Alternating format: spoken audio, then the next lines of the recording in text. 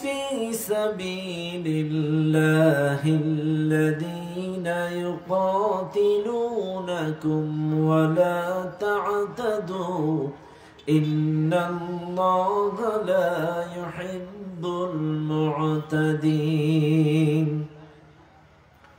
وقال تعالى إن الله وملائكته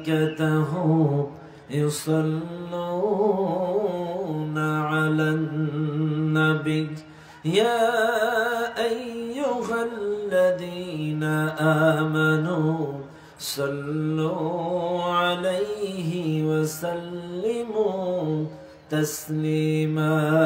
درود إبراهيم. اللهم صل على محمد وعلى آل محمد كما صليت على إبراهيم وعلى آل إبراهيم إنك حميد مجيد. اللهم بارك على محمد وعلى آل محمد كما باركت على إبراهيم وعلى آل إبراهيم إنك حميد مجيد. আমি মরুর বুকে ফেলবো কদম, হই না যতই খোদার বান্দা অধম। আমি মরুর বুকে ফেলবো কদম, হই না যতই খোদার বান্দা অধম। খোদার হাবিবকে ভেবে ভেবে, খোদার হাবিবকে ভেবে ভেবে সাজব খাঁটি উম্মত হিসেবে। আমি মরুর বুকে ফেলবো কদম, হই না যতই খোদার বান্দা অধম। কন্যা শিশু বিনা দোষে ভূতলে চাপা পড়া, করলেন রোধ মানবতাবোধ, উষ্ঠ হলো ধরা।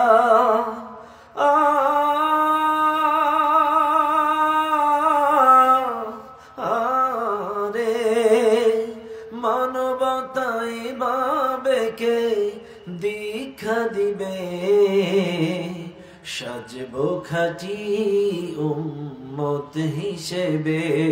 আমি মরুর বুকে ফেলবো কদম, হই না যতই খোদার বান্দা অধম।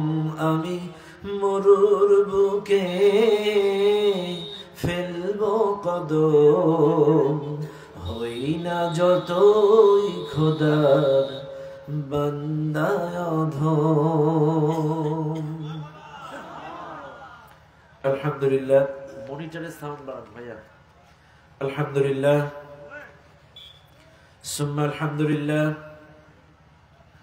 মালচন্ডী পণ্ডিত পাড়া জামে মসজিদ ও যুব সমাজের উদ্যোগে আজকের বিশাল তাফসীরুল কোরআন মাহফিলের সুযোগ্য সম্মানিত সভাপতি, আজকের মাহফিলের আমন্ত্রিত অতিথিবৃন্দ, মঞ্চে অতিথি হিসেবে মঞ্চ আলোকিত করে বসে আছেন পঞ্চগড় জেলার দেবীগঞ্জ উপজেলার সম্মানিত আমি জনাব আবুল বাশার বসনিয়া। উপস্থিত আছেন অন্যান্য অতিথিবৃন্দ। উদ্বোধক হিসেবে আমার পাশে বসা আছেন আজকের মাহফিলের সম্মানিত উদ্বোধক, অত্র ইউনিয়নের সুযোগ্য সম্মানিত চেয়ারম্যান জননেতা জনাব মোহাম্মদ মশিউর রহমান সহ আমন্ত্রিত ইসলামী আন্দোলনের বীর সিফা সালাত মঞ্চে উপস্থিত সুনামধন্য উলামা ইকরাম বৃন্দ, দায়িত্বশীল বর্গ, ডানে বামে সামনে উপস্থিত দূর দূরান্ত থেকে আগত দিনদার মুত্তাকিন পরেজগার ভাই ও বাবাজিরা, পদ্মার আড়ালে শ্রদ্ধেয় আমার সম্মানিত মা ও বোনেরা, সকলকে সুন্নাত তরিকা অনুযায়ী সালাম জানাই। আসসালামু আলাইকুম ওয়া রাহমাতুল্লাহি ওয়া বারাকাতুহু। বিশেষ করে দোয়া করছি আজকের মাহফিলের বিশেষ আকর্ষণ, যিনি এতক্ষণ যুগ জিজ্ঞাসার আলোকে মানবতার মুক্তির নিরিখে অত্যন্ত গুরুত্বপূর্ণ আলোচনা শুনিয়ে আপনাদেরকে মুগ্ধ করেছেন। নীলফামারী জেলার সুযোগ্য সন্তান, বিশিষ্ট আলেমে দ্বীন জনাব হাফেজ মাওলানা আরিফ আল মামুন সাহেব। আলোচনা করেছেন মাওলানা গোলাম রব্বানী। আমরা দোয়া করছি আল্লাহ তাআলা আমার এই প্রিয় দুই ভাইয়ের শরীর স্বাস্থ্য কণ্ঠনালী হেফাজত করুন, বলেন আমিন। দায়ী হিসেবে গোটা বিশ্বব্যাপী কোরআনের দাওয়াত পৌঁছে দেওয়ার তৌফিক দান করুন, বলেন আমিন। সর্বপ্রথম শুকরিয়া আদায় করছি সেই আল্লাহ সুবহানাহু ওয়া তাআলার দরবারে, যেই আল্লাহ তাআলা আপনাকে আমাকে অত্যন্ত দয়া করে মায়া করে এই কুরআনুল কারীমের মাহফিলে জান্নাতি বাগানে আসার এবং বসার তৌফিক দিয়েছেন, যিনি সে মহান মালিকের দরবারে প্রাণ খুলে সমস্বরে সমবেত আওয়াজে সমবেত চেষ্টায় জীবনের শ্রেষ্ঠ শুকরিয়ার ঝান্ডাটা আল্লাহ তাআলার আরশ আজিমে পৌঁছায় দেয়। চিৎকার মেরে বলেন আলহামদুলিল্লাহ। আর একটু জোরে বলেন আলহামদুলিল্লাহ। শুরুতে কিন্তু অনেক সুন্দর ছিল।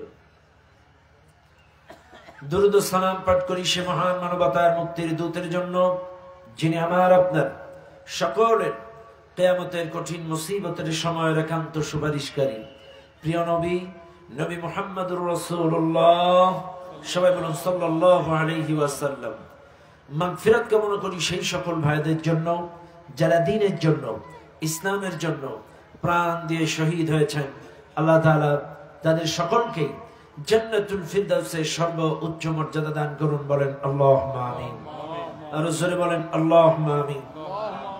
সম্মানিত ভাইরা, আজ এই কুরআনুল কারীমের মাহফিলে এসে আপনারা খুশি না বেজার? সবাই বলেন আলহামদুলিল্লাহ। সমসাময়িক গোটা বাংলাদেশে ইয়াং জেনারেশন ডুবে আছে পিকনিককে কেন্দ্র করে অপসংস্কৃতির মাধ্যমে। অপসংস্কৃতির মাধ্যমে ড্রাম সেট, ডিজে বাজনা, বিভিন্ন রকম বাজি, তারা গুনাহের মধ্যে লিপ্ত। কিন্তু আলহামদুলিল্লাহ পঞ্চগড়ের দেবীগঞ্জ উপজেলার এই যুব সমাজ আজ আপনাদের জন্য একটি সুন্দর কোরআনের বাগান সাজিয়েছে। দোয়া করছি এই যুব সমাজ এবং মসজিদ কমিটির সিনিয়র সদস্য দ্বারা আল্লাহ তাআলা তাদেরকে আবু বকর, ওমর, উসমান রাদিয়াল্লাহু তাআলা আনহুর মতো কবুল করুন, বলেন আমিন। এবং যারা জুনিয়র সদস্য, এই কমিটির প্রত্যেকটা জুনিয়র সদস্যকে খালিদ বিন ওয়ালিদ, আব্দুল্লাহ বিন হুযাইফার মতো কবুল করুন, বলেন আমিন। সম্মানিত ভাইরা, আজ গোটা বাংলাদেশে যদিও আমরা সকল দলের, সকল মতের, সকল সিলসিলার তরিকার মানুষগুলো ঐক্যবদ্ধ আয়াতগুলো পড়ি, ঐক্যবদ্ধ আয়াতগুলো হাদিসগুলো পড়ি, প্রয়োজনীয়তাগুলোও পড়ি, কিন্তু বাস্তবতার ভিত্তিতে সকল দলের, মতের, পথের, তরিকার, সিলসিলার মানুষগুলো প্র্যাকটিক্যালি এই আয়াতগুলো মানে না। মুখে কিন্তু বলছে ঐক্য হতে হবে, কিন্তু সামান্য ছোটখাটো বিষয় নিয়ে আজকে তাড়াতাড়ি। একটু আগেই কিন্তু আমাদের আমির সাহেব বললেন আন আকিমুদ্দিন ওয়ালা তাতাফাররাকু ফি, বলেছেন না? বলেছেন। আজকে এই দুনিয়ার মানুষগুলো এই আয়াতগুলো জানে, বোঝে, কিন্তু তারপরও আজকের খণ্ড বিখণ্ড যার যার স্বার্থ নিয়ে ব্যস্ত। আমেরিকার সবচেয়ে বড় গবেষণা পরিষদ RAND corporation, think tank RAND corporation, এরা সমসাময়িক গোটা পৃথিবীর সবকিছু নিয়ে গবেষণা চালায়। থিঙ্ক ট্যাঙ্ক র্যান্ড কর্পোরেশন এরা বর্তমান সময়ে গোটা বাংলাদেশটাকে নিয়ে এরা গবেষণা করেছে, বাংলাদেশের মুসলমানদের নিয়ে গবেষণা করেছে। ওরা নানান দিক দিয়ে পৃথিবীর সমসাময়িক সমস্যা নিয়ে, ভবিষ্যৎ নিয়ে, সমস্যা নিয়ে, অতীত নিয়ে, বর্তমান নিয়ে গবেষণা করে। কিন্তু বর্তমানে বাংলাদেশের প্রেক্ষাপট অনুযায়ী গোটা বাংলাদেশের সমস্ত মুসলমানদের নিয়ে গবেষণা করে ওরা একটা তথ্য দিয়েছে। তথ্যটা হলো এই, বাংলাদেশে যতগুলো মুসলমান আছে 4 শ্রেণীর মুসলমান তারা বার করছে। 1 নম্বর হচ্ছে ফান্ডামেন্টালিস্ট, 2 নম্বর হচ্ছে ট্রেডিশনালিস্ট, 3 নম্বর মডার্নিস্ট, 4 নম্বর সেকুলারিস্ট। 4 শ্রেণীর মুসলমান তারা গবেষণা করে বের করেছে বর্তমান বাংলাদেশে। 1 নম্বর হচ্ছে ফান্ডামেন্টালিস্ট, অর্থাৎ মৌলবাদী মুসলিম দল, যারা ইসলামটাকে শুধুমাত্র নামাজ রোজার মধ্যেই সীমাবদ্ধ রাখে না, ইসলামটাকে ব্যক্তি জীবন, পারিবারিক জীবন, সামাজিক জীবন, রাজনৈতিক জীবন, গোটা জিন্দেগিতে বাস্তবায়নের চেষ্টা করে। মূল ইসলামী দল এটা হচ্ছে ফান্ডামেন্টালিস্ট। পশ্চিমা বিশ্ব চিন্তা করছে এই ফান্ডামেন্টালিস্ট, এই মৌলবাদী মুসলিম দল যে কোনো কায়দায় এদের মাথা ডাবায় রাখতে হবে। এরা যদি কোনো কায়দায় মাথা চাড়া দিয়ে ওঠে তাহলে ইসলামী সমাজ, কোরআনী শাসন ব্যবস্থা কায়েম হয়ে যাবে।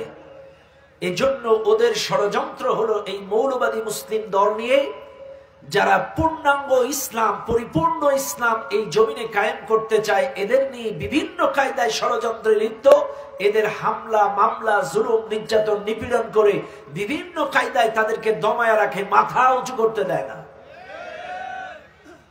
2 ট্রেডিশনালিস্ট, এরা হচ্ছে এদেশের ওই সকল মানুষ যারা শুধু কলকলা, কলকল্লাহ, কলা রাসূলুল্লাহ, ফিকহ ফতোয়া, হাদিস নিয়ে, মসজিদ নিয়ে, মাদ্রাসা নিয়ে, জুমা নিয়ে পড়ে আছে।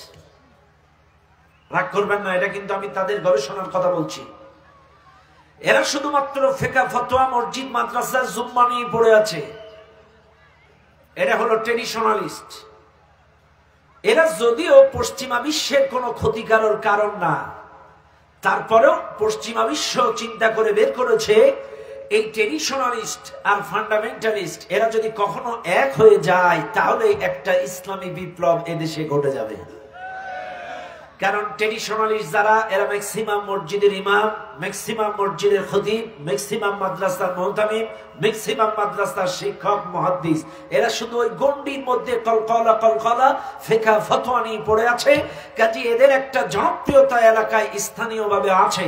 ইচ্ছাই হোক অনিচ্ছাই হোক, ইচ্ছাই হোক অনিচ্ছাই হোক, প্রত্যেকটা জুম্মায় এদেশের মানুষগুলো 500, 1000, 1500, 200, 500 প্রত্যেকটা মসজিদের মুসল্লি 1-1.5 ঘন্টা ওই হুজুরের ওয়াজ মসজিদে শোনে। এজন্য এদের একটা জনপ্রিয়তা প্রাথমিক পর্যায়ে, আঞ্চলিক পর্যায়ে আছে। এজন্য পশ্চিমা বিশ্ব চিন্তা করছে, কারণ এই দেশের মুসলমানগুলো একে একে একে একে একে একে একে একে এক করতে গেলে মিনিমাম 100 বছর লাগবে, কিন্তু 3 মসজিদের ইমাম যদি এক হয়ে যায় তাইলে কাম সারা। কারণ হুজুরের মসজিদের মুসল্লি 1000, আমার 500, হুজুরের 500, চাইলে টোটাল 3 মসজিদের ইমাম, 2 মুসল্লি 2000, চাইলে এই 3 মসজিদের 2000 মুসল্লি এক করতে গেলে মিনিমাম 100 বছর লাগবে। কিন্তু এই 3 হুজুর যদি এক হয়ে যায় সব মুসল্লি এক হয়ে যাবে। এই কথা বলে না কেন? 3000, এই 3 ইমাম যদি এক হয়ে যায় 2000 মুসল্লি এক। এই জন্য এরা কখনো চায় না এই ফান্ডামেন্টালিস্ট আর ট্রেডিশনালিস্ট এরা কখনো এক হয়ে যায়। একদম এক হবে হবে হবে হবে হবে, ফট করে এমন একটা ফতোয়া লাগাই দেবে, নেই আবার দ্বন্দ্ব বাঁধে গেল। কথা কথা কেন? ছোট্ট খাট্ট বিষয় নিয়ে বাঁধায় দেয়। 3 নাম্বার মডার্নিস্ট। মডার্নিস্ট কারা? এরা হচ্ছে ইসলামটাকে পশ্চিমা বিশ্বের সাথে, তাদের সংস্কৃতি, তাদের কালচার, তাদের সাথে সামঞ্জস্যপূর্ণ করে এরা মাঝে মাঝে একটু আপডেট, আধুনিক ফতোয়া দিয়ে ওদের সাথে মিলাইতে চায়। কথা বুঝেন না আপনারা? পশ্চিমা বিশ্বের সাথে, তাদের সংস্কৃতির সাথে, কালচারের সাথে আমাদের সঙ্গে এই কৃষ্টি কালচারের সাথে ইসলামী শরিয়া মিলাইয়া দিয়া একটু মোটামুটি ফতোয়া ফেকা ফতোয়া দিয়ে মোটামুটি করে দেয়। কাজে এরা হচ্ছে মডার্নিস্ট। এরা বিদেশিদের জন্য কোনো ভয়ের কারণ নয়। তবে বিদেশিরা চিন্তা করছে এদের দেশে খুব একটা জনপ্রিয়তা নাই, তবে এদের প্রচার প্রসার বাড়াতে হবে। ইলেকট্রনিক মিডিয়া, প্রিন্টিং মিডিয়া, বিভিন্ন কায়দায় এদের প্রচার প্রসার বাড়াতে হবে।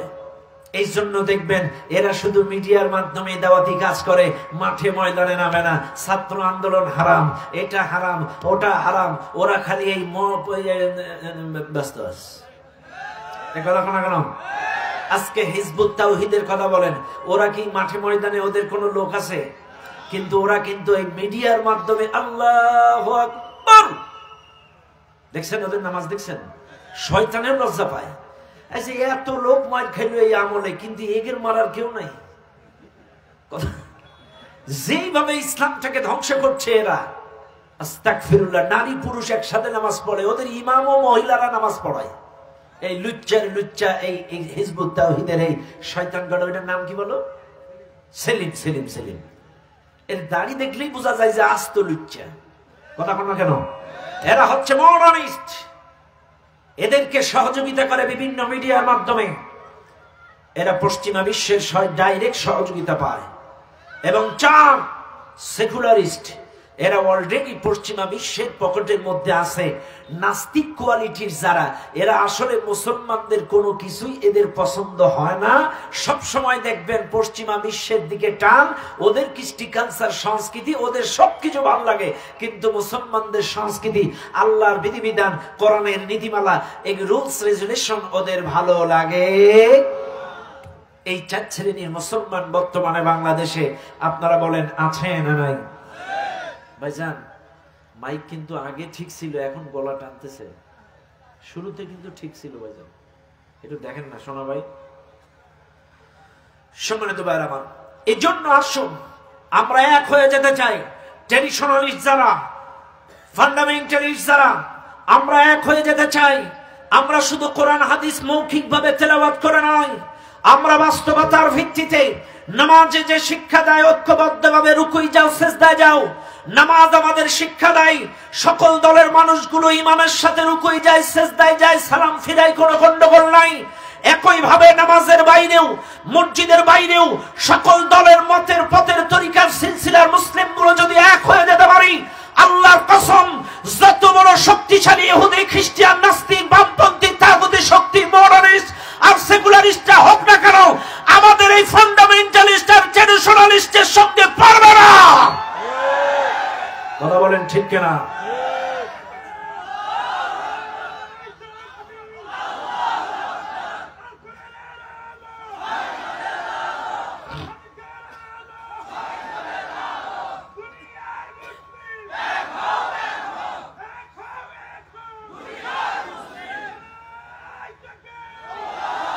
বারামা, এখন আসেন, আর ভূমিকায় কথা নয়, আসেন আমরা আলোচনায় চলে যাই। সম্মানিত ভাইরা, আমি আপনাদের সামনে আয়াত তেলাওয়াত করেছি সূরাতুল বাকারার 190 নম্বর আয়াত। মনে রাখবেন, সূরাটি নাজিল হয়েছে মদিনায়, আয়াত সংখ্যা 286, রুকু সংখ্যা 40। এই সূরাটার 190 নম্বর আয়াত আমি আপনাদের সামনে তেলাওয়াত করেছি। সূরাতুল বাকারা একটা আড়াই পারা বিশিষ্ট একটি সূরা, সর্ববৃহত্তম একটি সূরা। এই সূরাটি অসংখ্য ফজিলত কোরআনুল কারীমের মধ্যে বর্ণনা করা হয়েছে, তাফসীরের মধ্যে বর্ণনা করা হয়েছে।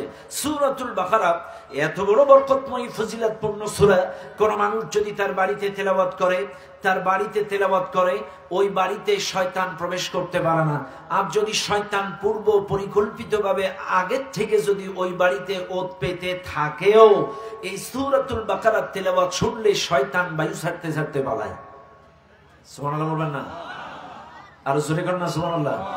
সূরাতুল বাকারার প্রথম 4 আয়াত, আয়াতুল কুরসির পরের 2 আয়াত এবং সূরাতুল বাকারার শেষ 3 আয়াত একত্রিত করে এই 10টি আয়াত যদি কোনো মানুষ তার বাড়িতে তেলাওয়াত করে, ওই দিন ওই রাতে শয়তান ওই বাড়ির কোনো একটা সদস্যকে কোনো ক্ষতি করতে পারে না। কিন্তু আজ দুঃখজনক হলেও সত্য, এই বাংলাদেশের মানুষ আজকে কোরআন তেলাওয়াত করে না, কোরআন বাড়িতে পড়ে না, কোরআনের দার্স আজকে আমার আপনার বাড়িতে নাই। আজকের ম্যাক্সিমাম বাড়িতে গান বাজনা অপসংস্কৃতিতে লিপ্ত সবাই। আজকে কোরআন যদি থাকতো, ম্যাক্সিমাম মানুষ দেখবেন হুজুরের কাছে, কবিরাজের কাছে, পীর সাহেবের কাছে তদবির, তাগিদা পানি, বউলে তদবির, মাজায় তদবির, ঘাড়ে তদবির, চতুর্দিকে তদবির লাগায়া শুয়ে পড়ে। তদবির নির্ঘাত তদবির নির্ভরযোগ্য হয়ে যায়, যে তদবিরের পরেই তার সমস্ত ভরসা। কতক্ষণ ঠিক কিনা বোঝার চেষ্টা করেন। আল্লাহর রাসূলুল হাদিস, জামানুন ইয়াজতামিউনা ফিল মাসাজিদ ওয়া লাইসা ফীহিম মুমিন। আল্লাহর নবী বলেন, সেই জামানার মানুষগুলো মসজিদে যাবে, জমা হবে, নামাজ পড়বে, জিকির করবে, সবকিছু করবে, কিন্তু এদের মধ্যে মুমিন খুঁজে পাওয়া যাবে না। কেন পাবে না? ওয়ামা কানা ইউমিনু আকসারুহুম বিল্লাহি ইল্লা ওয়াহুম মুশরিকুন। কারণ এরা অধিকাংশ ঈমান আনার পরেও মুশরিক থাকবে। কেন থাকবে? এরা নামাজ পড়ে মসজিদে, রোজা করে মসজিদে, হজ করে মসজিদে, সব মসজিদে, আর কিছু চাওয়ার দরকার হইলে বাবার দরবারে। এই কথা কেন আছে না নাই? এরা সব মসজিদে, আর কিছু প্রয়োজন হলে বাবার দরবারে, বিভিন্ন জায়গায় 1001 টাকা লাল সুতো, নীল সুতো, বাস। এই জন্য কোরআন বলছে, ওমা কানা ইউমিনু আকসারুহুম বিল্লাহি ইল্লা ওয়াহুম মুশরিকুন। আর এই মাহফিলে শুনে নেন, যে বা যারা শিরকের সাথে লিপ্ত হয়, আজকে কিন্তু আমাকে আলোচনার কথা বলা হয়েছে হক সম্পর্কে। আরে শুনে নেন, হক কিন্তু আল্লাহর হক, বান্দার হক। হকুল্লাহ, হকুল ইবাদ। একটা হচ্ছে আল্লাহর হক, আর একটা হচ্ছে সৃষ্টির হক, বান্দার হক। শুনে নেন, আল্লাহর হক হচ্ছে নামাজ, রোজা, তাসবিহ, তাহলিল। আল্লাহর হক তার গোলামি করা, আনুগত্য করা। এবার বান্দার হকটা আমি বলবো, একটু একটু করে আসছি। তবে শুনে নেন, আল্লাহর হক যদি কেউ নষ্ট করে, আল্লাহর সাথে যদি কেউ শিরক করে, আল্লাহ পাক বলছেন এই শিরকের গুনাহ কখনো তো মাফ হবেই না, বরঞ্চ কোন মুশরিক যদি মারা যায়, এর জন্য দোয়া করাও জায়েজ নাই। কোন মুশরিক যদি মারা যায়, মাজারে যাইতো, মান্নত করত, পীর সাহেবের দরবারে সেজদা করত, তদবির নির্ভর ছিল, বিভিন্ন কায়দায় শিরকের মধ্যে, কুফুরির মধ্যে লিপ্ত ছিল, এই লোকটা যদি মারাও যায়, এর জন্য দোয়া করাও জায়েজ নাই। মা কানা লিন নবিয়্যি ওয়াল্লাযীনা আমানু আন ইস্তাগফিরু লিল মুশরিকিন ওয়ালাউ কানু উলি কুরবা মিন বাদি মা তাবায়্যানা লাহুম। আল্লাহ পাক বলেন, নবীজি, ঈমানদারদের উচিত নয় কোন মুশরিকের জন্য দোয়া করা। সে যদি তোমার বাবাও হয়, ভাইও হয়, পরিবারের সদস্য হয়, কোন মুশরিকের জন্য দোয়া করা যাবে না। ও দুনিয়ার মানুষ, সূরাতুল বাকারা এমন একটা বরকতময় সূরা। দুই একটা কথা বলেই আমার মূল বক্তব্যের মধ্যে আমি চলে যাই। মনে রাখবেন মুসলমানেরা, আল্লাহর নবীর একজন সাহাবী, নাম ছিল তার উসাইদ ইবনে হুযাইর রাদিয়াল্লাহু তাআলা। উসাইদ ইবনে হুযাইর রাদিয়াল্লাহু তাআলা রাতের অন্ধকারে এশার নামাজের পরে খোলা আকাশের নিচে তার বাড়ির সামনে বসে সূরাতুল বাকারা তেলাওয়াত করে। তিনি যখন সূরা বাকারা তেলাওয়াত করে, তার পাশেই তার ছোট্ট মাসুম বাচ্চা, 1.5 বছরের বাচ্চাটা ঘুমাচ্ছিল পাশে। একটু দূরে একটা খুঁটির গায়ে তার নিজস্ব ঘোড়াটা বাঁধা ছিল রশি দিয়া। মনে রাখবেন এই মাহফিলের জনগণ, ছোট্ট মাসুম বাচ্চা ঘুমাচ্ছে, একটু দূরে একটা খুঁটির গায়ে রশি দিয়া তার ঘোড়াটা বাঁধা। এবার উসাইদ ইবনে হুযাইর রাদিয়াল্লাহু তাআলা সূরাতুল বাকারা তেলাওয়াত শুরু করলেন। তার সূরাতুল বাকারা তেলাওয়াত শুনে তার ওই পাশের ঘোড়াটা আকাশের দিকে 2 পা তুলে ছটফট ছটফট করে লাফালাফি করে। উসাইদ ইবনে হুযাইর রাদিয়াল্লাহু তাআলা তেলাওয়াত বন্ধ করে দিলেন। ঘোড়াটা স্বাভাবিক হয়ে গেল। আবার তেলাওয়াত করে, ঘোড়াটা লাফায়। তেলাওয়াত বন্ধ করে, ঘোড়াটা স্বাভাবিক হয়ে যায়। আবার তেলাওয়াত করে, ঘোড়াটা লাফায়। আবার তেলাওয়াত বন্ধ করে, ঘোড়াটা স্বাভাবিক হয়ে যায়। তিনবার সূরাতুল বাকারা তেলাওয়াত করে, ঘোড়াটা আকাশের দিকে 2 পা তুলে লাফ দেয়। আবার যখন তেলাওয়াত বন্ধ করে, ঘোড়াটা ছটফট ছটফট করে লাফায়, আকাশের দিকে পা তুলে। তিনবার তেলাওয়াত করার পরে একই দৃশ্য দেখে উসাইদ ইবনে হুযাইর রাদিয়াল্লাহু তাআলা। তিনি চিন্তা করলেন, আরে আমি যদি এখনো তেলাওয়াত করি, আর আমার ঘোড়াটা যদি লাফাইতে লাফাইতে রশি ছিটকে এসে যদি আমার ছোট্ট মাসুম বাচ্চার বুকের পরে পড়ে, এই বাচ্চাটা আহত হতে পারে, ইনজুরি হতে পারে। এই জন্য বাচ্চার নিরাপত্তার কথা চিন্তা করে চতুর্থবারের মতো উসাইদ ইবনে হুযাইর আর তেলাওয়াত করলেন না। তেলাওয়াত বন্ধ করে দিলেন, কোরআন বুকে নিলেন, ছোট্ট মাসুম বাচ্চাটারে বুকে নিলেন, ঘরের মধ্যে রওনা দিলেন। ঘরের মধ্যে যখন ঢুকতেছেন, হঠাৎ করে উসাইদ ইবনে হুযাইর রাদিয়াল্লাহু তাআলা চিন্তা করলেন, আহারে আমি তো ঘরের মধ্যে যাব, কিন্তু আমার ঘোড়াটা কেন আকাশের দিকে পাও তুলে লাফালো? এটা তো একটু একবারও আকাশের দিকে তাকালাম না। উসাইদ ইবনে হুযাইর রাদিয়াল্লাহু তাআলা আকাশের দিকে লক্ষ্য করলেন, হঠাৎ করে তাকায় দেখে তার চোখের মধ্যে চোখ ধাঁধানো আলো লেগে গেল। হঠাৎ করে সেই আলোটা আবার আধারের মধ্যে মিলে গেল। এবার তিনি ঘরের মধ্যে চলে গেলেন, ঘুমিয়ে গেলেন। রাতের বেলায়, সকাল বেলায় ফজরের নামাজের আযানের ধ্বনি যখন মসজিদের মধ্যে, মসজিদুন নববীতে বেজে গেল, আসসালাতু খায়রুম মিনান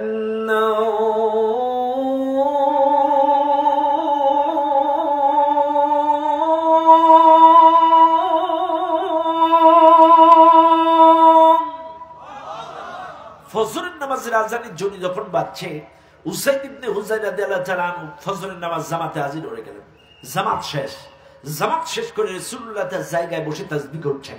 নবীজির পাশে যে উসাইদ ইবনে হুযাইর আস্তে করে যে বলছে, হুজুর গতকাল আমার বাড়ির সামনে খোলা আঙ্গিনায় বসে সুন্দর রাতে আমি সূরাতুল বাকারা তিলাওয়াত করছিলাম। আমার পাশে একটা ঘোড়া বাঁধা ছিল খুঁটির গায়ে, আর আমার একদম পাশে আমার ছোট্ট মাসুম বাচ্চাটা ঘুমাচ্ছিল। ইয়া রাসূলুল্লাহ, আমি যখন সূরা বাকারা পড়ি, আমার এই ঘোড়াটা আকাশের দিকে দুই পাও তুলে ছটফট করে। তেলাওয়াত বন্ধ করি, ঘোড়াটা থেমে যায়। আবার তেলাওয়াত করি, ঘোড়াটা লাফায়। তেলাওয়াত বন্ধ করি, ঘোড়াটা স্বাভাবিক হয়ে যায়। তিনবার একই দৃশ্য। আমি চতুর্থবারের মতো আর তেলাওয়াত করলাম না। আমি চিন্তা করলাম, এখনো যদি তেলাওয়াত করি আর এই ঘোড়াটা লাফাইতে লাফাইতে যদি রশিটা ছিটকে এসে আমার বাচ্চাটার উপরে পড়ে, বাচ্চাটা আহত হতে পারে, ইনজুরি হতে পারে। বাচ্চার নিরাপত্তার কথা চিন্তা করে আমি চতুর্থবারের মতো আর তেলাওয়াত করলাম না। এখন আমার বাচ্চা নিয়ে কোরআনটাকে বুকে করে নিয়ে রুমের মধ্যে ঢুকছিলাম। এমন সময় হঠাৎ আমি আকাশের দিকে তাকায় দেখি আমার চোখে চোখ ধাঁধানো আলো লেগে গেল। এটা কিসের আলো? আর আলোটা আধারে মিলে গেল। কেনই বা মিলে গেল? আর আমার ঘোড়াটা কেন লাফাচ্ছিল? হুজুর, আপনার কাছে জানতে চাই। সাথে সাথে আল্লাহ পাক জিবরাইলের মাধ্যমে রাসূলকে জানিয়ে দিলেন, নবীজি তুমি তোমার উসাইদ ইবনে হুযাইরকে বলে দাও, গতকাল ও যখন সূরা বাকারা তিলাওয়াত করছিল, আকাশের এক ঝাঁক গগন মালাক নূরের ফেরেশতারা এত বেশি নিচে নেমে এসে তার তিলাওয়াত শুনছিল আর তার জন্য দোয়া করছিল।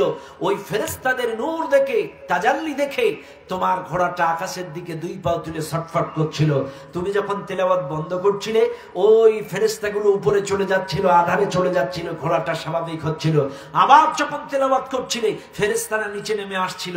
আবার যখন তেলাওয়াত বন্ধ করছিলে, আবার উঠে যাচ্ছিল। এই জন্য তিনবার তোমার ঘোড়াটা অস্বাভাবিক আচরণ করেছে। শুনে নাও, জিবরাইল আমাকে বলে গেল, ও উসাইদ ইবনে হুযাইর, তুমি যদি গেল রাতে সূরাতুল বাকারা তেলাওয়াত বন্ধ না করতে, সারাটা রাত যদি তেলাওয়াত করতে, আল্লাহর গগন মালাক নূরের ফেরেশতারা স্থান ত্যাগ করতো না। সারা রাত এত নিচে নেমে এসে তোমার তেলাওয়াত শুনতো আর দোয়া করতো। গোটা মদিনার মানুষ ফজরের নামাজ পড়তে বসে ফেরেশতাদের নূর দেখে তাদের চক্ষু আর অন্তর জুড়াইতো। আর জোরে বলেন সুবহানাল্লাহ। আল্লাহর কোরআন পড়লে রহমত হয়, ফেরেশতারা বরকতের জন্য দোয়া করে, তাতে কোনো সন্দেহ নাই। এই জন্য বেশি বেশি করে কোরআন পড়বেন, সূরাতুল বাকারা পড়বেন, মনে থাকবে ইনশাআল্লাহ। বাস, এবার আসেন, আল্লাহ পাক বলছেন, ওয়াকাতিলু ফি সাবিলিল্লাহ, তোমরা আল্লাহর রাস্তায় লড়াই করো। আল্লাযীনা ইউকাতিলুনাকুম, যারা তোমাদের বিরুদ্ধে লড়াই করে। ওয়ালা তা'তাদু, এবং সীমা লঙ্ঘন করো না। ইন্নাল্লাহা লা ইউহিব্বুল মু'তাদিন, নিশ্চয় আল্লাহ সীমা লঙ্ঘনকারীদেরকে ভালোবাসেন না। শাব্দিক অর্থ আমি আপনাদেরকে শোনায়া দিলাম। এবার আসেন, আল্লাহ বলছেন ওয়াকাতিলু ফি সাবিলিল্লাহ, আল্লাহর রাস্তায় লড়াই করো। কার রাস্তায়? সবাই বলেন হকের রাস্তায়, সত্যের রাস্তায়, ন্যায়ের রাস্তায়, সত্য পথে লড়াই করো। এখন আসেন, সত্য পথ কোনটা, হক কোনটা? মনে রাখবেন, এই মাহফিলে যারা আছেন, আল্লাহ কিন্তু স্পষ্ট বলে দিয়েছেন, হুদাল লিন্নাস ওয়া বাইয়িনাতিম মিনাল হুদা ওয়াল ফুরকান। আল্লাহ বলছেন এই কিতাবটি তোমাদের জন্য হেদায়াত, এবং এই কিতাবটি হচ্ছে হক আর বাতিলের পার্থক্য নির্ণয়কারী, হক আর বাতিল পার্থক্য নির্ণয়কারী। কাজে শুনে নেন, এই দুনিয়ার মানুষ কোরআন থেকে যারা দূরে সরে আছে, কিয়ামত পর্যন্ত তারা হক খুঁজে পাবে না, কিয়ামত পর্যন্ত তারা সত্য খুঁজে পাবে না। যদিও এদেশের মানুষ মনে করে নামাজ পড়াটাই হকের কাজ, রোজা করাটাই হকের কাজ, দাড়ি রাখাটাই হকের কাজ, সত্য কাজ, কিন্তু শুনে নেন, আরে নামাজ তো আবু জেহেলও পড়তো। রাগ করবেন না আমার কথায়, নামাজ কিন্তু আবু জেহেলও পড়তো, নামাজ কিন্তু আব্দুল্লাহ ইবনে উবাইও পড়তো। ভাইরা আবারও বলছি, আল্লাহু আলাম, আল্লাহ ভালো জানে। আমি কাউকে কটাক্ষ করি না, কাউকে নির্দিষ্ট টার্গেট করে আঘাত মারা, খোঁচা মারা ওয়াজ করি না। আমি যেটা বলি, কোরআন সুন্নাহর ভিত্তিতে সত্য কথা বলার চেষ্টা করি। কখনো কোনো মাহফিলে কোনো বিষয়ে কথা বললে একটা আয়াতের ভিত্তিতে একাধিক তাফসীর করে কোন তাফসীরকারক এই আয়াতে কি মতামত দিয়েছেন, সকলের মতামত এক জায়গায় করে একটা নির্ভরযোগ্য তথ্য আমি খুঁজে পাই এবং সেটাই জাতির সামনে তুলে ধরার চেষ্টা করি।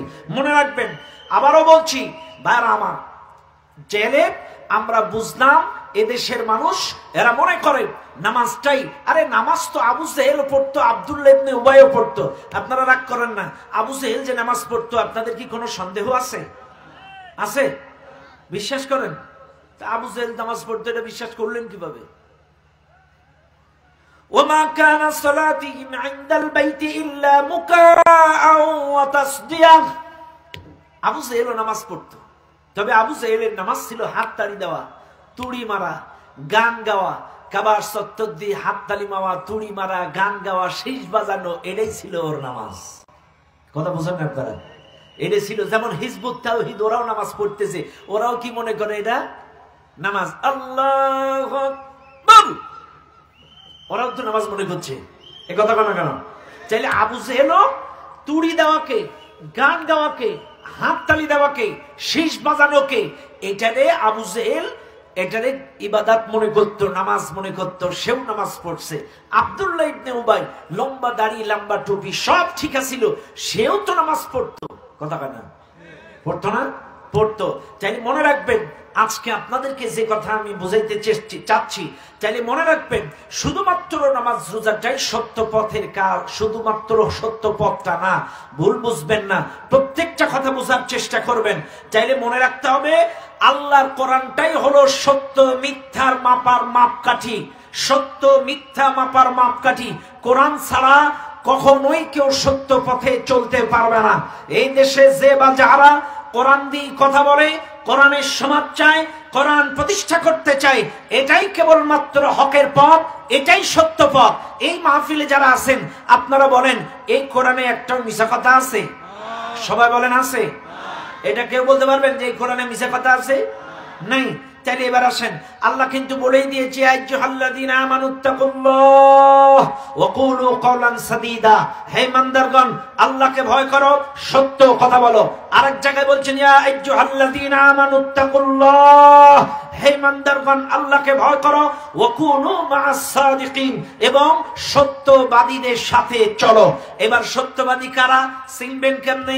দেখায় দেই। মনে করেন এটা একটা মঞ্চ, এক নেতা এসে বক্তব্য দিল, আমার বাবা ছিল আমার, আধা ঘন্টা বক্তব্য দিল, একটা আয়াত নাই, হাদিস নাই, তেরে নেড়ে কাটায় চলে গেল। বাস, আরেকজন এসে বক্তব্য দিল, আলহামদুলিল্লাহ নাহমাদুহু ওয়া নুসাল্লি আলা রাসূলিহিল কারীম, আম্মা বা'দ, আউযু বিল্লাহি মিনাশ শাইতানির রাজীম, বিসমিল্লাহির রাহমানির রাহিম, ইয়া আইয়ুহাল্লাযীনা আমানু দুখুলু ফিস সিলমি কাফা ওয়া লা তাত্তাবি'ু খুতুওয়াতিশ শাইতান, ওয়া ক্বালা তাআলা ইন্নাদ দীনা ইনদাল্লাহিল ইসলাম, ওয়া ক্বালা তাআলা ওয়া মান ইয়াকফুর বিআয়াতিল্লাহ ফাইন্নাল্লাহা সারিউল হিসাব, ওয়া ক্বালা তাআলা ইয়া আইয়ুহাল্লাযীনা আমানু ইত্তাকুল্লাহ হাক্কা তুকাতিহি ওয়া লা তামুতুন্না ইল্লা ওয়া আনতুম মুসলিমুন। এইভাবে একটা মানুষ আরেকটা নেতা এসে আধা ঘন্টা বক্তব্য দিল, তার মধ্যে 10টা আয়াত ছিল, 5টা হাদিস ছিল। এইবার আপনারা বলেন, এই দুটো বক্তব্যের মধ্যে সত্য কোনটা? কারণ এই কোরআনে কোনো মিছা কথা, সবাই বলেন আরো জোরে, এই কোরআনে কোনো মিছা কথা নাই। কোরআনের কথাগুলো কার? এবার আপনারা ভালো করে বলেন, যাদের কথা আল্লাহর কথা, যাদের বক্তব্য কোরআনের বক্তব্য, যাদের কথা কোরআনের কথা, যারা ডাকে কোরআন দিয়ে ডাকে, যারা সমাজ চায় কোরআনের সমাজ চায়, এই বাংলাদেশে একমাত্র কেবলমাত্র সঠিক মাত্র হকের দল তারা। আরো জোরে বলেন ঠিক না ঠিক? মনে রাখবেন, সে যদি মধু খেয়ে এসেও মিষ্টি মিষ্টি কথা বলে সেটা সত্য পথ হতে পারে না। সে যদি চিনি খেয়ে এসেও সত্য কথা বলে সেটা সঠিক পথ হতে পারে না। যে বা যারা কোরআন দিয়ে কথা বলে, কোরআন দিয়ে ডাকে, এই জমিনে কোরআনের শাসন প্রতিষ্ঠা চাই, এটাই একমাত্র কেবলমাত্র কোরআনের দল, হকের দল, সত্য দল। কোরআন ছাড়া এই বাংলাদেশে সত্য দল হতে পারে না।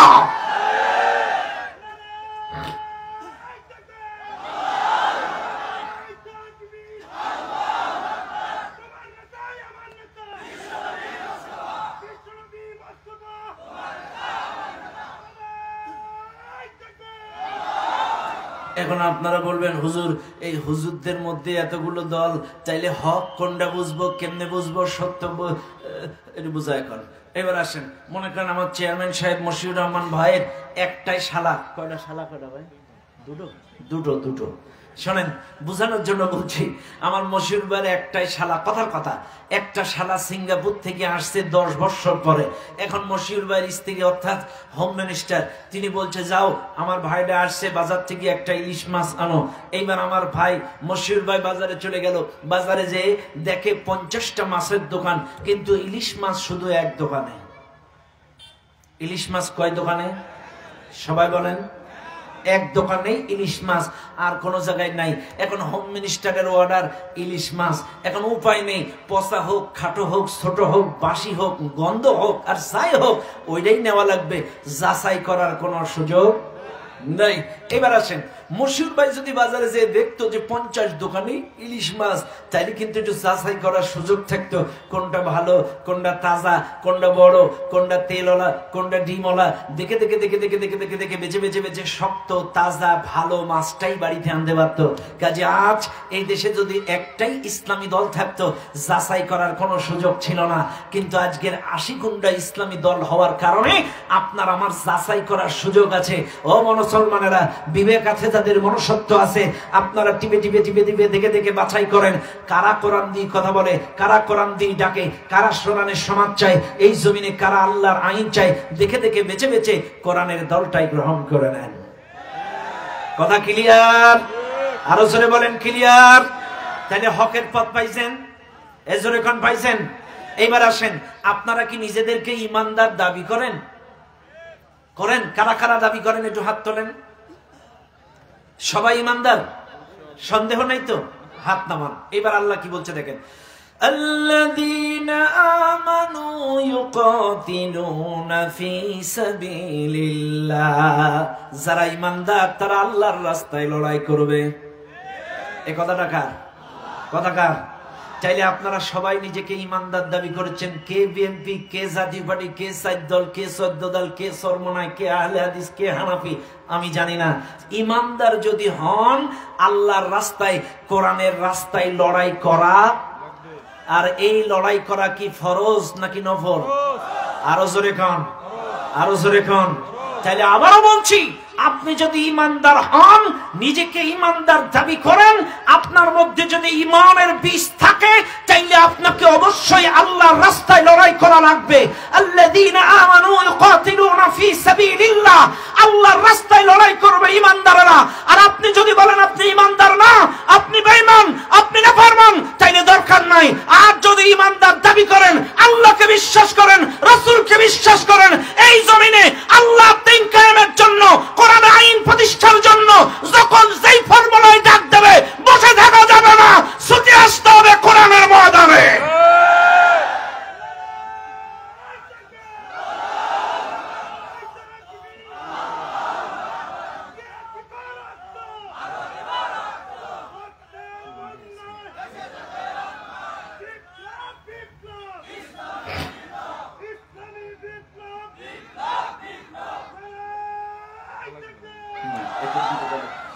এবার আসেন, চাইলে আপনাদের মধ্যে কেউ বেঈমান নেই তো? একথা বলেন নেই তো?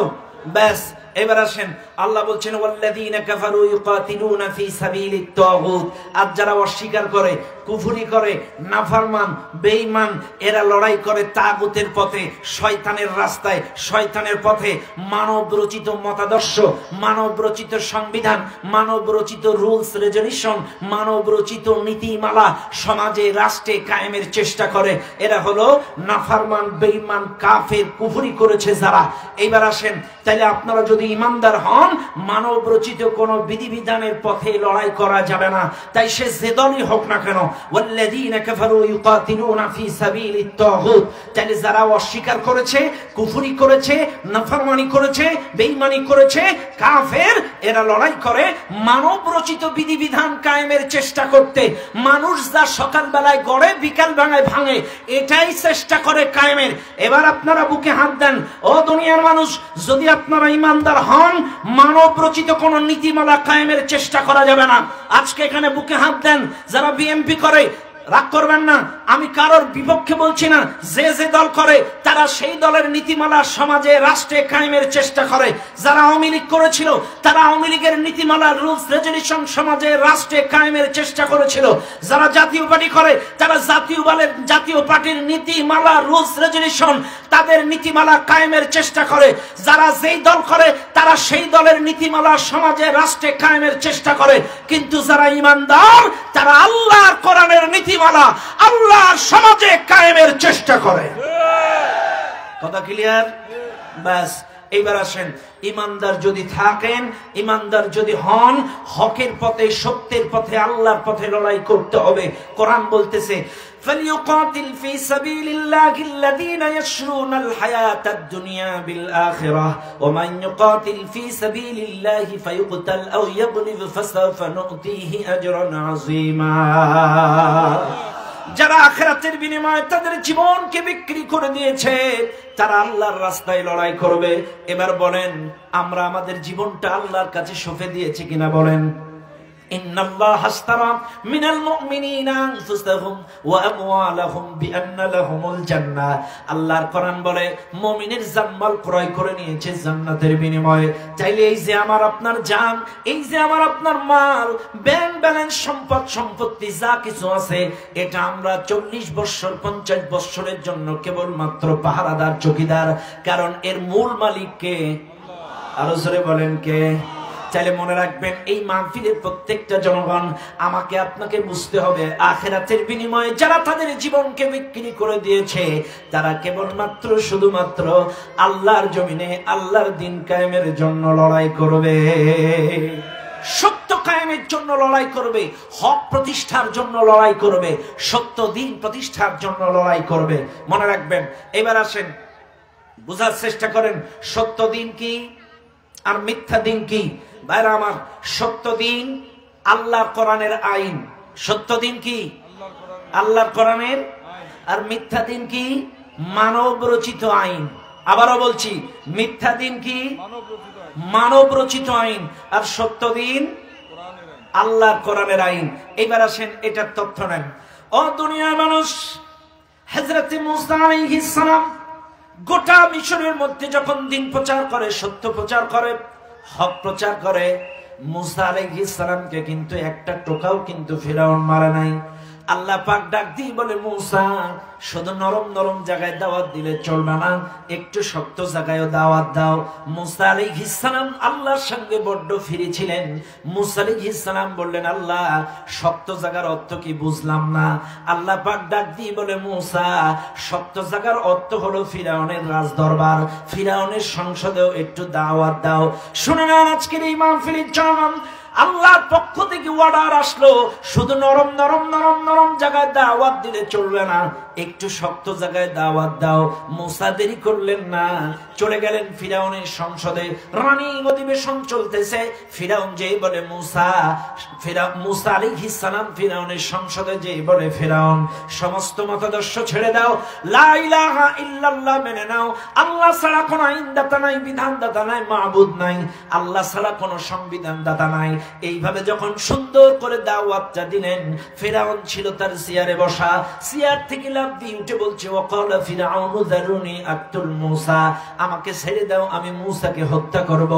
রাজ দরবারের উপস্থিত সংসদ সদস্যরা, উপস্থিত নেতৃবৃন্দ ফিরআউনকে জিজ্ঞাসা করল, রে ফিরআউন, তুমি মূসাকে হত্যা করবা কেন? তুমি কেন মূসা আলাইহিস সালামকে হত্যা করবা? তার কারণটা জানতে চায়। এইবার ফিরআউন বলেছিল, ইন্নী আখাফু, আমার ভয় হয়, আন ইউবাদদিলা দীনাকুম, আমার ভয় হয় মূসা আমার দিন পরিবর্তন করে, আমার জীবন ব্যবস্থা পরিবর্তন করে, আমার আইন পরিবর্তন করে। ইন্নী আখাফু, আমার ভয় হয়, আন ইউবাদদিলা দীনাকুম আও আন ইউযহিরা ফিল আরদিল ফাসাদ, মূসা দেশব্যাপী ফাসাদ সৃষ্টি করে আমার জীবন ব্যবস্থা, রচিত আইন ব্যবস্থা বদলায়া পরিবর্তন করে আল্লাহর দ্বীন কায়েম করতে পারে। এই জন্য আমি মূসাকে মেরে দেব। তাহলে কেন মারবো? আমার ভয় হয় মূসা আমার রচিত আইন ব্যবস্থা বাতিল করতে পারে, আমার সংবিধান বাতিল করতে পারে, আমার এই তৈরি করা আইন, তৈরি করা আইন সব বাতিল করে মূসা আল্লাহর আইন কায়েম করতে পারে। এই জন্য আমি ওকে হত্যা করব। আজকে বাংলাদেশের দিকে তাকায় দেখেন, এত পীর, এত হুজুর, এত শায়েখ, এত মুরব্বী, 16টা বছর কেউ কিন্তু মার খায় নাই। মার খেয়েছে তারা ওই সংসদে দ্বীনের দাওয়াত দিয়েছে যারা। আরো যারা বলেন, কারণ ওই কাফের বেঈমান নাস্তিক বেঈমানেরা বুঝতে পেরেছিল, কারণ এই হুজুররা যদি এই জায়গায় আসে আমাদের মানব রচিত সংবিধান বাতিল করে আল্লাহর নাজিলকৃত সংবিধান দিয়ে রাষ্ট্র পরিচালনা করবে।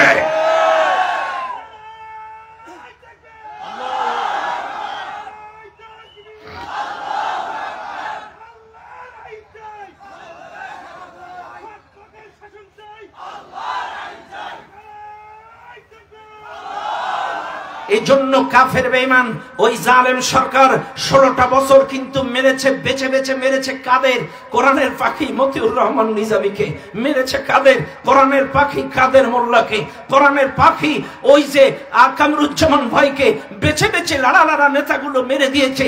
কারণ ওরা জানে এরা যদি এই সিয়ার দখল করে ফেলায় তাইলে এই সিয়ারে আমাদের রচিত বিধান, সংবিধান, আইন পরিবর্তন করে আল্লাহর আইন কায়েম করে ফেলতে পারে।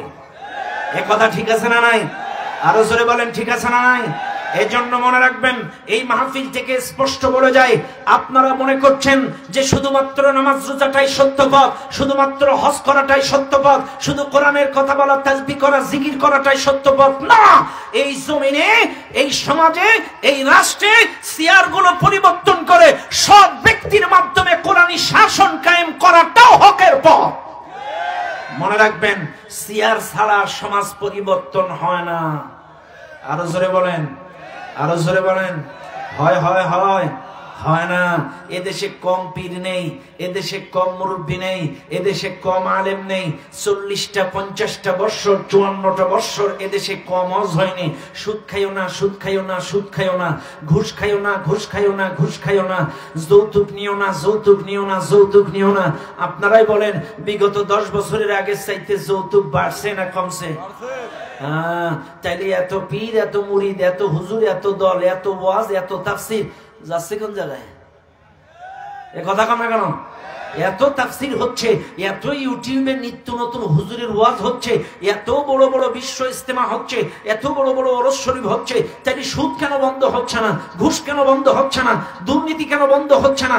জিনা ব্যভিচার কেন বন্ধ হচ্ছে না? কেন এই সমাজটাকে পরিবর্তন করতে পারছেন না? তাহলে বোঝা যায়, ওয়াজ করে, দাওয়াতি কাজ করে, পীর মুরিদি করে কিয়ামত পর্যন্ত সমাজ পরিবর্তন হবে না।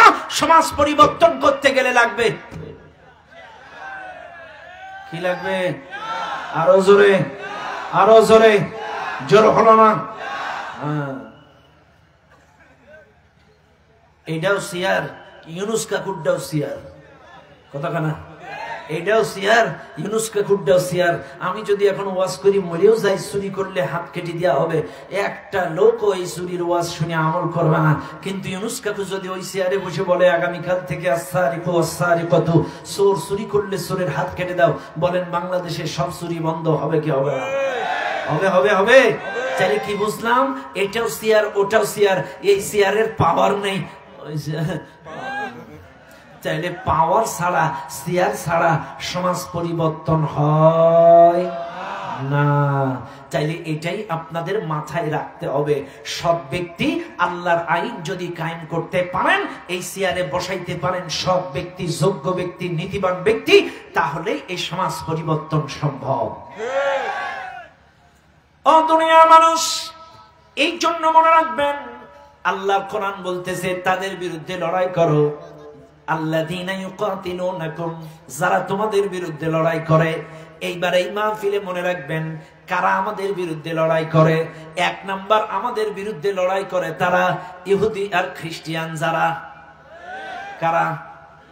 বলেন বলেন। ইহুদি খ্রিস্টান যারা।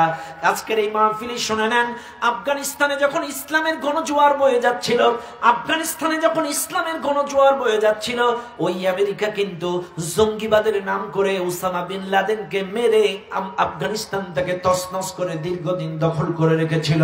ওই ইরাকের দিকে তাকান, ইরাক যখন ইসলামের গণজোয়ার বয়ে যাচ্ছিল, ওই আমেরিকা জঙ্গিবাদের নাটক করে তছনছ করে দিয়ে সাদ্দামকে পরিকল্পিতভাবে হত্যা করে দিল। আপনারা ফিলিস্তিনের দিকে তাকান, এই ফিলিস্তিনে যখন ইসলামের গণজোয়ার বয়ে যাচ্ছে, ওই বেঈমান ইহুদি ইসরায়েলের বাচ্চারা এরা জঙ্গিবাদের নাটক করে, তালেবানের নাটক করে পরিকল্পিতভাবে মুসলমানদের উপরে হামলা চালাচ্ছে, এখনো নির্যাতন চালাচ্ছে। ও দুনিয়ার মানুষ, আল্লাহ যা করে ভালোর জন্য করে। এই যে জালেম সরকার বাংলাদেশ থেকে বিতাড়িত হয়েছে, এরা যদি না যেত, আল্লাহর কসম আমার মনে হয় এই জালেমরা বাংলাদেশকেও আফগান ফিলিস্তিনের মতো ইহুদিদের হাতে তুলে দিত। এই জালেমেরা এই বাংলাদেশটাকেও ওই ইহুদি খ্রিস্টানদের কাছে তুলে দিত।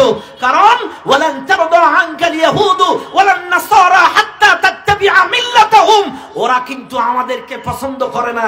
ওরা চায় ওদের মিল্লাতকে অনুসরণ করা, ওদের কৃষ্টি কালচার, ওদের সংস্কৃতি, ওদের সবকিছু পছন্দ করা, এটাই চাই।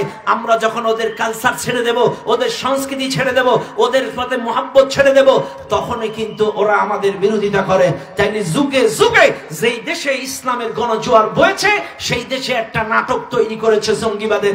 এই যে জালেম মহিলা পালায় গেছে, আমি তো খালি চিন্তা করি যে আল্লাহ, মানুষ নাটক করে কিন্তু এ কি? জলসাও ভারতের, জি বাংলাও ভারতের, আর আমাদের অভিনেত্রীও আছে ওই জায়গায়। লাগায় দেন, কথা হয় না? লাগায় দেন, 1 টাকাও লাগবে না। কারণ অভিনেত্রীও আপনাদের, জলসাও আপনাদের, জি বাংলাও আপনাদের। লাগায় দেন। মানুষ মিছা কথা কয়, অভিনয় করে, তাই বলি এইরকম। ওরে বাবা, মানুষের বয়সের সাথে স্মৃতি শক্তি লোপ পায়, কিন্তু এর আরো বাড়তেছে। বলতেছে ডোনাল্ড ট্রাম্পের ছবি নিয়ে তোরা মিছিল কর। ওরে বাটপার, হ্যাঁ, বলতেছে ডোনাল্ড ট্রাম্পের ছবি নিয়ে তোরা মিছিল কর। এইবার যখন হামলা হবে, এটারে ফটোশুট করে মামুর কাছে পাঠায় দে। আরে সিগা, কি বুদ্ধি শয়তান! আশ্চর্য হয়ে যাবেন যে মানুষের বয়সের সাথে একটু স্মৃতিশক্তি লোপ পায়, কিন্তু এর শয়তানি আরো বেড়ে গিয়েছে যে ডোনাল্ড ট্রাম্পের ছবি নিয়ে তোরা মিছিল কর, আর এইবার যখন হামলা করবে এটারে ফটোশুট করে পাঠায় দে। আরে তার মানে ইহুদি খ্রিস্টানরা খেপে যাক, ওরাও তালেবান জঙ্গিবাদের নাম করে, উগ্রপন্থী দমন করার নাম করে এই দেশে ঘাঁটি করুক, নে আমাদের সব। এটা ছিল কিন্তু এই জালেমের নাটক। বলছে আমি খাইতে পারিনি, কি হয়েছে, ওদেরও খাইতে দেব না, খাড়া। কিন্তু আল্লাহর কি ইচ্ছা, সমস্ত ষড়যন্ত্র, ইন্না কাইদা শাইতানি কানা দাঈফা, কান আল্লাহু আকবার। শয়তানের চক্রান্ত দুর্বল। কথা কন না কেন? কারণ যতই ষড়যন্ত্র করো, টাস টাস করে সব প্রমাণ হয়ে যাচ্ছে। খালি কয় টুক করে চলে আসবে, টুক করে চলে আসবে। আমরাও কয় আয়, আমরাও চাচ্ছি আয়। কারণ 1200 বছর জেল, প্রাথমিক একটা পত্রিকার নিউজ। কেউ বলেছে 800 বছর, কেউ বলেছে 1200 বছর। যে ওখানে খুন গুম হত্যা করেছে 1200 বছর জেল। এখন কেউ তো আর 1200 বছর বাঁচে না। আমার আগে আরিফ ভাই কিছু টাকা কালেকশন করেছে, আপনাদের কাছে ওই জালেমের জন্য একটু 1100 বছর কালেকশন করব।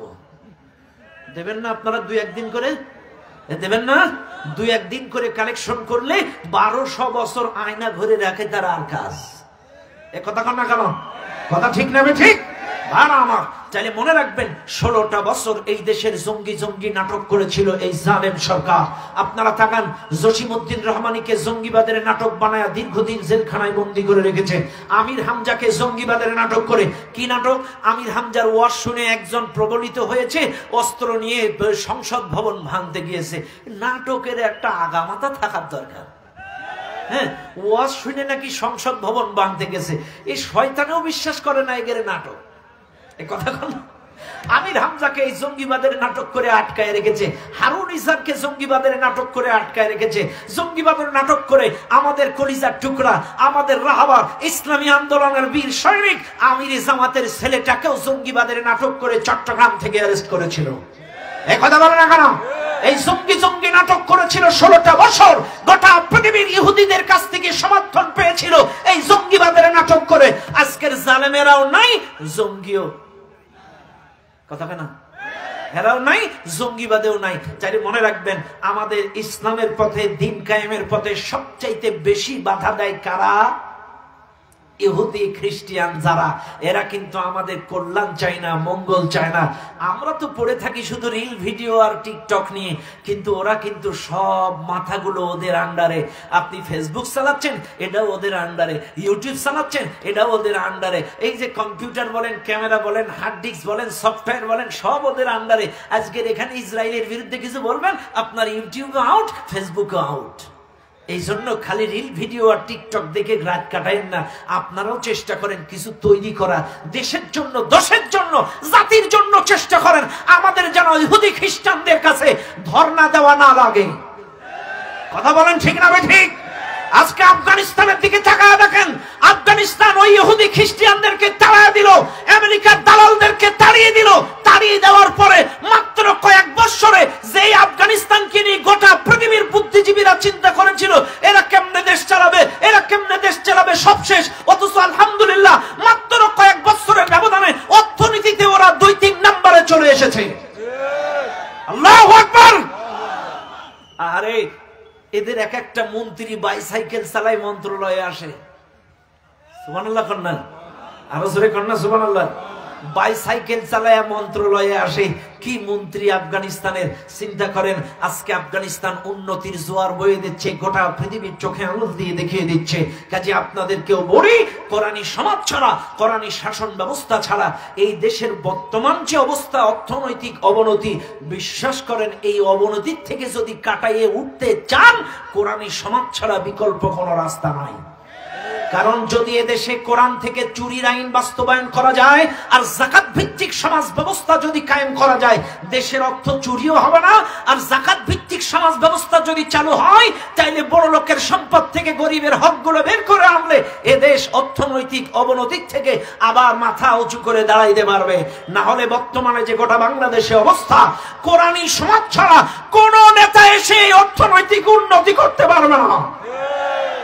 একমাত্র কোরআনী সমাজ ছাড়া, ইসলামী সমাজ ছাড়া এই অবনতি কাটাই ওঠা যাইতাই ব্যাপার না, বিশাল ব্যাপার। কারণ প্রত্যেকটা মানুষের মাথা পিছু ঋণের বোঝা। যাবেন কোন জায়গায়? যাওয়ার নাই। মাথা পিছে কত করে এখন? 96 লাখ। 11 লক্ষ কোটি টাকা পাচার করেছে। কত কোটি? 11 লক্ষ কোটি টাকা পাচার করেছে জালেমেরা। এই সব ঋণ তো আমার আপনার ঘাড়ের উপরে আছে। তাইলে এই অর্থনৈতিক অবনতির থেকে কাটিয়ে উঠতে গেলে কোরআনী সমাজ ছাড়া কোনো বিকল্প রাস্তা নাই। ও দুনিয়ার মানুষ, এই মাহফিলে যারা আছেন, এই জন্য মনে রাখবেন, ইহুদি খ্রিস্টান যারা, এরাই সমাজের মধ্যে সবচাইতে ইসলামের পথে বেশি বাধা দেয় প্রথমত।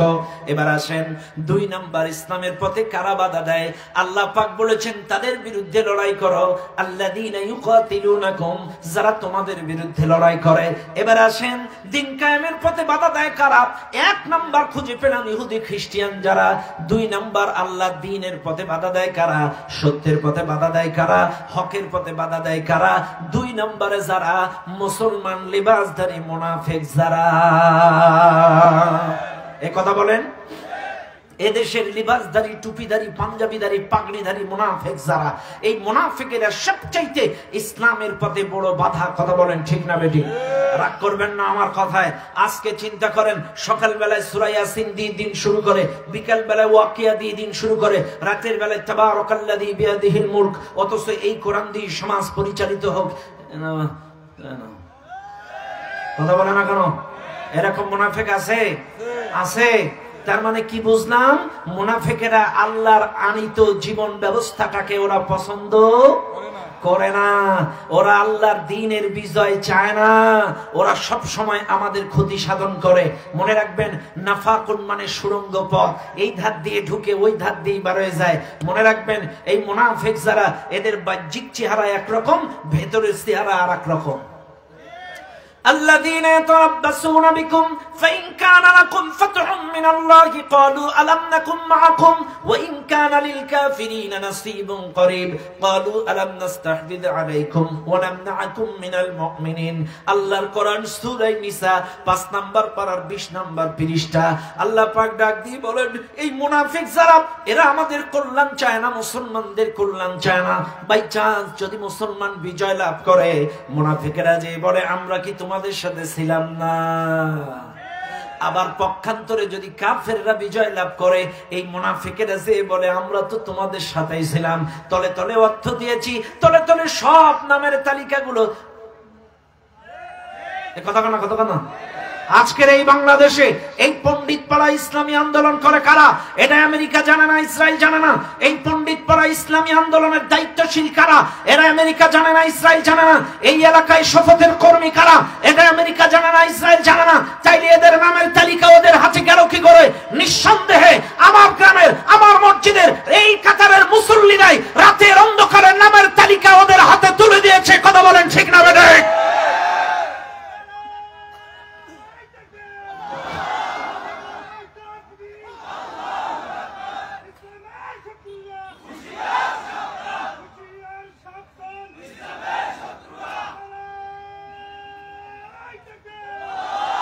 চাইলে এই মুসলমান মুনাফিক যারা যুগে যুগে ইসলামের সবচেয়ে বেশি ক্ষতি করেছে, তারা ইহুদিদের পরেই এই মুনাফিকেরা।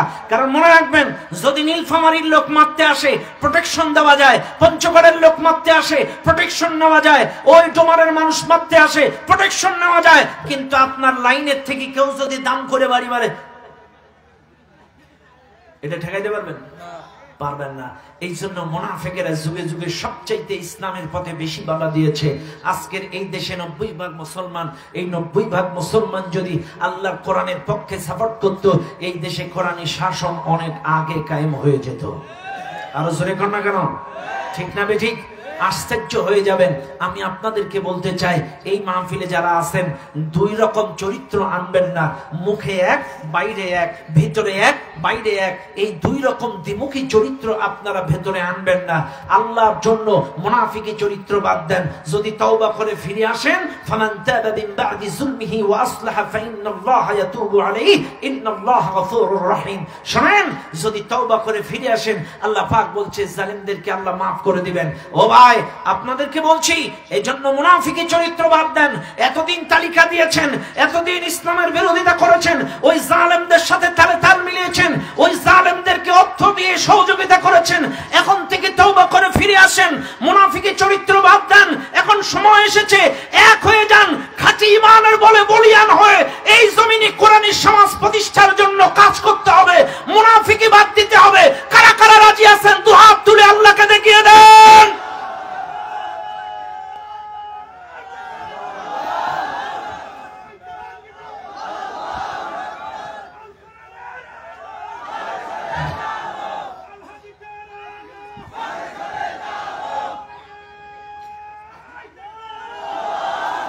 এবার আসেন, এবার আসেন, এবার আসেন, আপনাদেরকে বুঝায় যাই। আল্লাহর কোরআন বলছে মুনাফিকি চরিত্র বাদ দেন, তা বুঝবেন কি করে? এটা ধরায় দেই। ইয়া আইয়ুহাল্লাযীনা আমানু খুযু হিজরাকুম ফানফিরু সুবাতিন আও ইনফিরু জামিআ। হে ইমানদারগণ, তোমরা দলে দলে হোক আর খণ্ড খণ্ড হোক আর ঐক্যবদ্ধ হোক, তোমরা ময়দানে ঝাঁপিয়ে পড়ো। এইবার তোমরা যখন ময়দানে নামবা দিন বিজয়ের জন্য, আল্লাহর আইন প্রতিষ্ঠার জন্য, ওয়া ইন্না মিনকুম লামাল্লা ইউবাত্তি আন্না, তোমরা দেখবা তোমাদের মধ্যে কিছু দ্বিমুখী চরিত্রবান মুনাফিক যারা এরা নামবে না। এই কথা না কেন? এরা নামবে না। শরীর শারীরিক শক্তি দিয়েও নামবে না, অর্থনৈতিক ভাবেও তোমাকে সহযোগিতা করবে না। এত টাকা পয়সা, ব্যবসা বাণিজ্য সব ঠিক, আর যখন ইসলামের জন্য, ইসলামী আন্দোলনের জন্য 100 টাকা 50 টাকা ইয়ানাত চাওয়া হয়, ব্যবসা বাণিজ্য এত খারাপ। আপনারা মুনাফিক চিনে নেবেন, আপনাদের বলে দিলাম।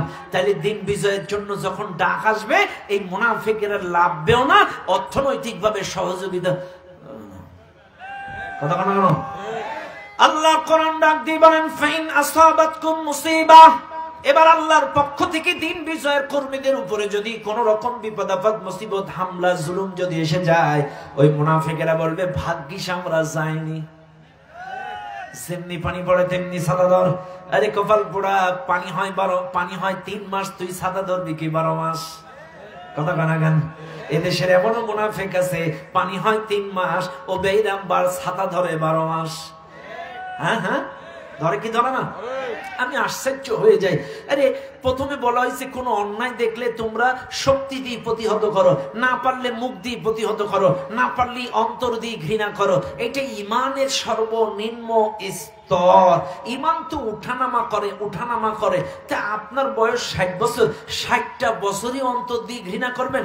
কোনদিন শক্তি দিয়ে চেষ্টা করবেন না, কোনদিন আপনি মুখ দিয়ে চেষ্টা করবেন না, কোনদিন অর্থনৈতিক ভাবে, শারীরিক ভাবে চেষ্টা করবেন। খালি দূর থেকে ওরা এত খারাপ। আরে আল্লাহর রাসূল তো বলেছে এটাই ইমানের সর্বনিম্ন স্তর। আর ওই সর্বনিম্ন স্তর যে ইমান 60 বছরের মধ্যে উঠানামা করলো না, এক জায়গায় পড়িয়া, আরে তোর জন্য জান্নাত। বাটপার কথাকার। 60টা বছর যে ইমানের চর্চা করে, নামাজ পড়ে, রোজা করে, জিকির করে, এর ইমানের উন্নতি হয় না অবনতি হয়? কথা বল না কেন? উন্নতি হয়। চাইলে তোর উন্নতি হয়নি। সারাটা জীবন তুই জালেমের বিরোধিতা করস নাই, সারা জীবন তুই জালেমের সামনে শক্তি দিয়ে, অর্থ দিয়ে কোনোদিন চেষ্টা করস নাই। এখনো পর্যন্ত জালেমের মোকাবেলায় তোর কোনো ভূমিকা নাই। তোর মতো ইমানদারের জন্য আমার আল্লাহ জান্নাত তৈরি করে না। আল্লাহ এক জায়গা বলেন, ওয়ালাইন আসাবাকুম ফাদলুম মিনাল্লাহি লা ইয়াকুলান্না কাআন লাম তাকুম বাইনাকুম ওয়া বাইনাহু মাওয়াদ্দাতু ইয়া লাইতানি কুনতু মাআহুম ফাআফুযা ফাওজান আযীমা। পক্ষান্তরে আল্লাহর দ্বীনের পথে, কোরআনের পথে, হকের পথে বিজয় যখন এসে যায়, এই মুনাফিকেরা তখন ইস কেন যে গেলাম না, গেলে স্বাধীনতার স্বাদটা পেতাম, কেন যে গেলাম না। এরা তখন আফসোস করবে। তাইলে মুনাফিক সিনার চরিত্র আয়াত দিয়ে আপনাদেরকে ধরিয়ে দিলাম। তাইলে ওরা সাপের গেলেও সুমা খায়, ব্যাঙের গেলেও সুমা খায়, সময় অনুযায়ী ডিগবাজি খায়। কথা বলে না? সাপের গেলেও সুমা খায়, ব্যাঙের গেলেও সুমা খায়, সময় অনুযায়ী ডিগবাজি খায়। রাগ করবেন না, এখানে ঠিক ঠিক ঠিক ঠিক সবাই ঠিক করছে। নির্বাচনের আগে 500 টাকায় মাইল কাট। এ কথা কেনা? এ কথা কেনা? নির্বাচনের আগে 500 টাকায় মাল কাজ। এই যে আমি আশ্চর্য হয়ে যাই। আপনারা বলেন তো, এই জায়গায় 1 কাঠা জমির দাম কত? 50,000, 1 লাখ। আচ্ছা, নীলফামারী সদরে 1 কাঠার দাম কত? 4-5 লাখ। আচ্ছা বাদ দিলাম, রংপুরে 1 কাঠার দাম কত? 10 লাখ। আচ্ছা, রাজধানী ঢাকায় 1 কাঠার দাম কত? 25 লাখ টাকায় জমি আছে।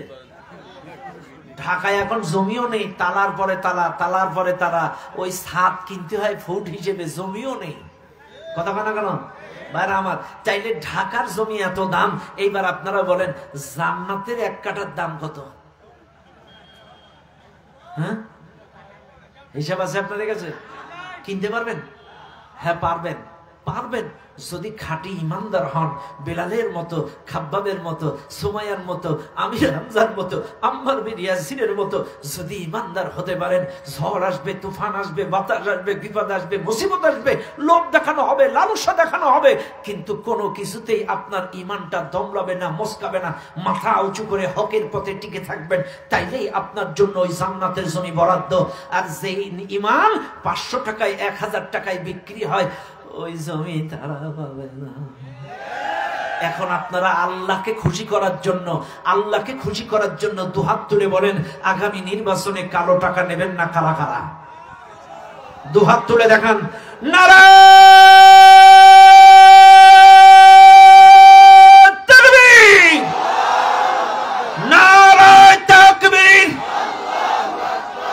কোরআনের আলো, সংসদে জালো, কালো টাকা ধরব না, ধরব না, ধরব না। নারায়ে তাকবীর। আল্লাহ আপনাকে আমাকে কবুল করুন, বলেন আমিন।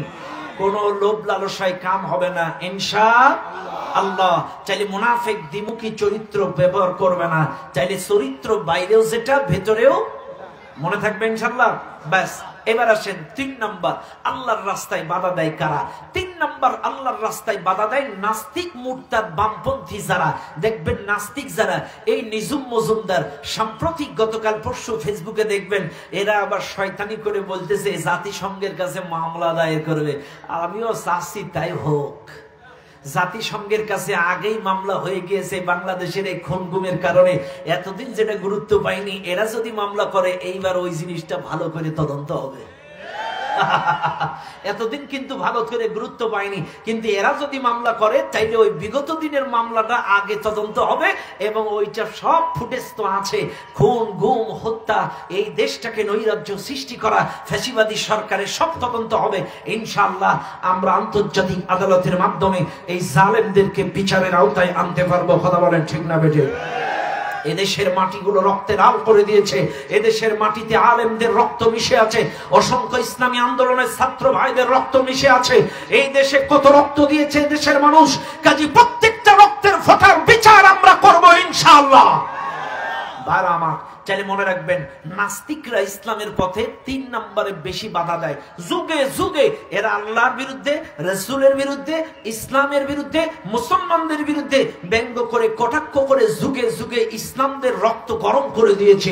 আপনারা ইতিহাস যদি তাকান, আমার আপনার নবী যখন বদরের ময়দানে বিজয় লাভ করেছিল, বদরের ময়দানে মুসলমানদের সংখ্যা ছিল 313, কাফেরদের সংখ্যা ছিল 1000।